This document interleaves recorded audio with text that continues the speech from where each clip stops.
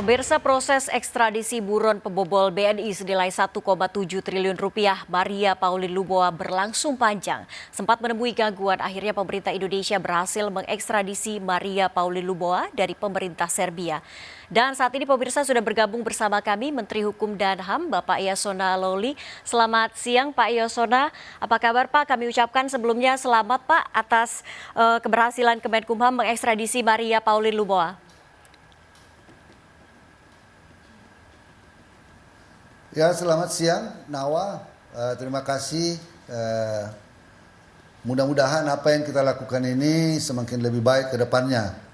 Ya, Pak Yasona, Indonesia dan Serbia diketahui tidak memiliki perjanjian ekstradisi. Lalu bagaimana cara pemerintah bisa membawa pulang Maria Pauline Lumowa yang akhirnya pulang selama 17 tahun buron?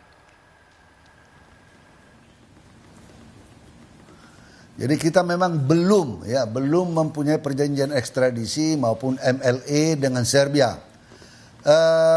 Tetapi ini adalah buah kerja dari sebuah diplomasi high level hukum, ya, kerjasama dari seluruh lintas sektoral kementerian yang ada, Polri, Kementerian Hukum dan HAM, Kemlu, juga Pak Duta Besar kita yang ada di Serbia.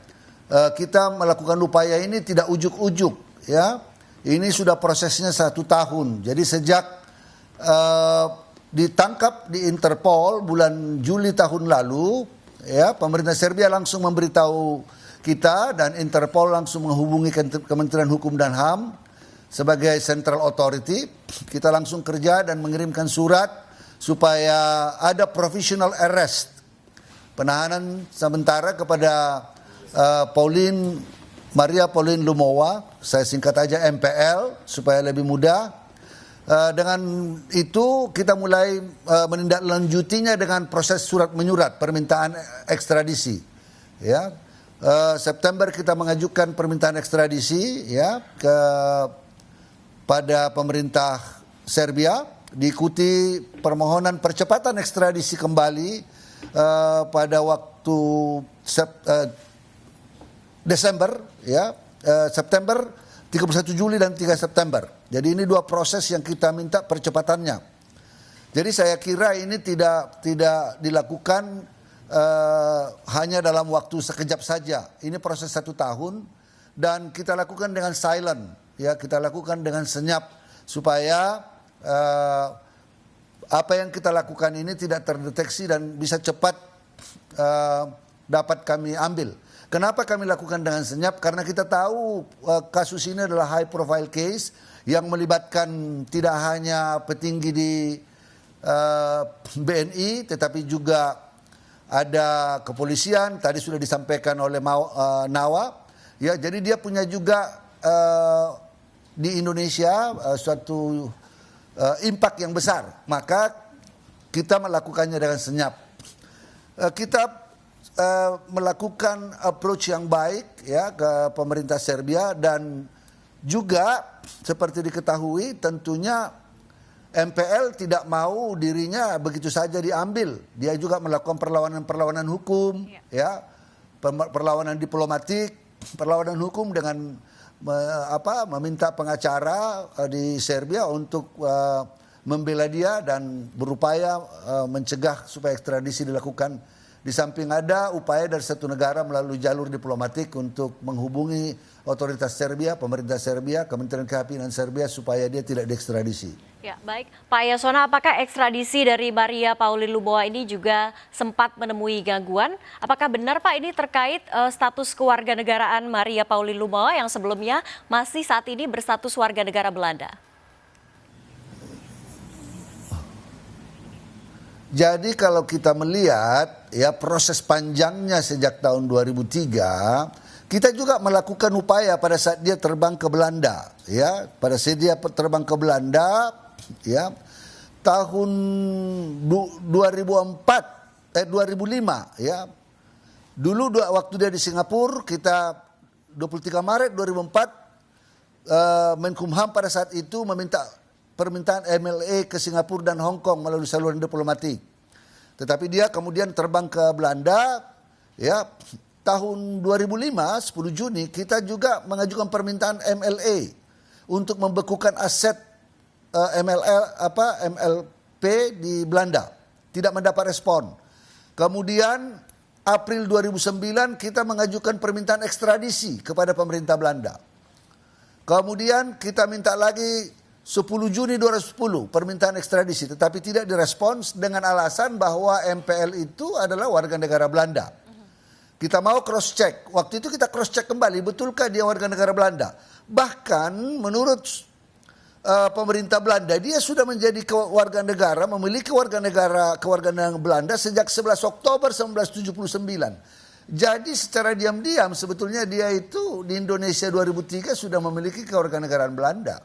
Itu menurut data yang ada pada kita. Ya.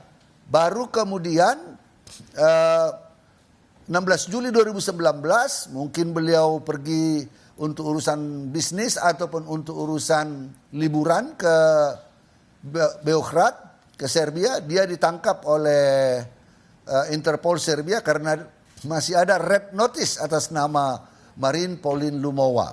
Demikian.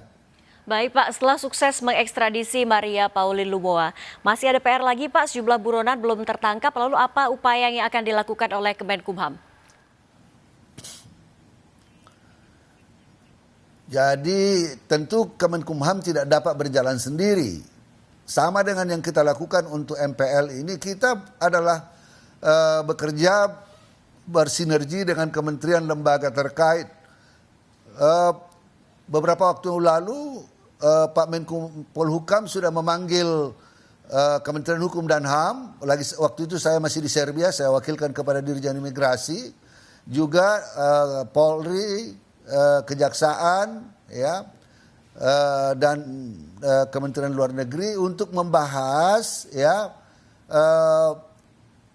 buronan-buronan yang ada, ya, khususnya buronan-buronan koruptor yang masih ada di luar, untuk kita mulai kembali menelisik dan melakukan upaya-upaya hukum, melakukan ekstradisi. Tidak mudah. Banyak orang bertanya, mengapa MPL bisa? Karena MPL itu prosesnya 1 tahun, dan itu karena kita mempunyai kerjasama yang baik dengan Serbia. Kita melakukan lobby-lobby dengan Kementerian Kehakiman di sana, itu direspons dengan baik. Puncaknya setelah ada pengadilan menolak permintaan daripada MPL dan mengabulkan permintaan dari Menteri Kehakiman Serbia, kita mulai langsung melakukan proses kembali untuk mengambil langkah-langkah supaya segera kita tarik. Karena apa?